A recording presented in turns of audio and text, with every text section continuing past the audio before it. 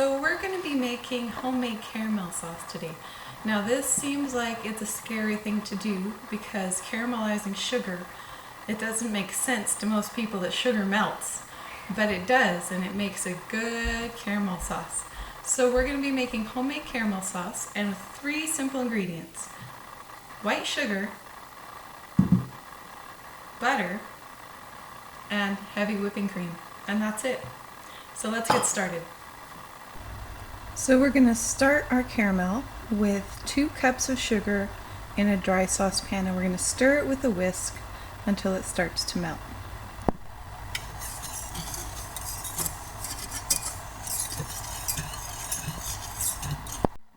Okay, I've been stirring for a while, but I wanted to stop and show you guys that the sugar right here is starting to turn liquidy at the bottom of the pan. Now I'm going to keep stirring as it continues to melt. So you can see that the bottom underneath the thick clumps that I've got here is starting to turn into pure white liquid, and the sugar is clumping up more as this process goes on, and that's okay because it's going to melt all those lumps. That's why I'm going to continue to stir, and then I'll show you what it looks like when it's more melted.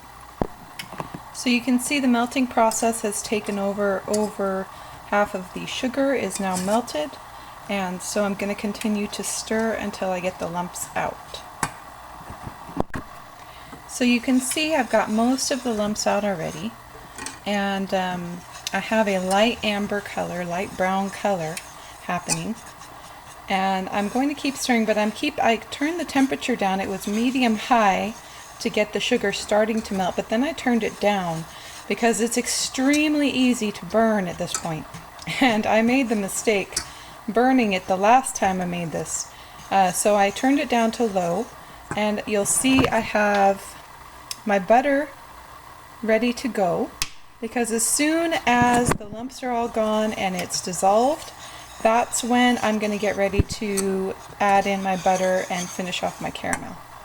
By the way, working with hot sugar is extremely dangerous. You have to be extremely careful. It doesn't get anywhere on you, and it will really badly burn your tongue or your skin or anything. So you need to be very careful when you're working with hot sugar. So here we have the caramel. As you can see, it is a light brown color. There's no lumps. And I'm not sure if you can tell, when I pull this away from the edge, I have little spun sugar, cotton candy like things coming off. So the sugar is getting to the point where you could actually, a little bit hotter, and you could start using it as a spun sugar, like a croquembouche. You can look that up. But right now what I'm going to do is I'm going to start adding the butter. So this recipe that I'm using calls for 3/4 of a cup of butter. So I just put in 1/4 cup, and I wanted to show you what happens when the butter first gets added. Okay, you can see a lot of steam coming off of it. That's the water in the butter that is evaporating. So in case you didn't know, butter is actually a mixture of milk fat and water. So I'm going to add the next 2 things of butter. So I've added my 3/4 a cup of butter, and as you can see, I'm stirring it around, and it's boiling off like my first 1/4 cup did. And so I've actually completely removed it from heat. Some recipes say to keep it on heat until the butter is gone, but because I find this is so easy to burn, I removed it from heat while I'm doing this. If I need to, I can always warm it up just a little bit more. So I'm going to keep stirring. Now it looks like the butter is separating from the caramel, and that's okay.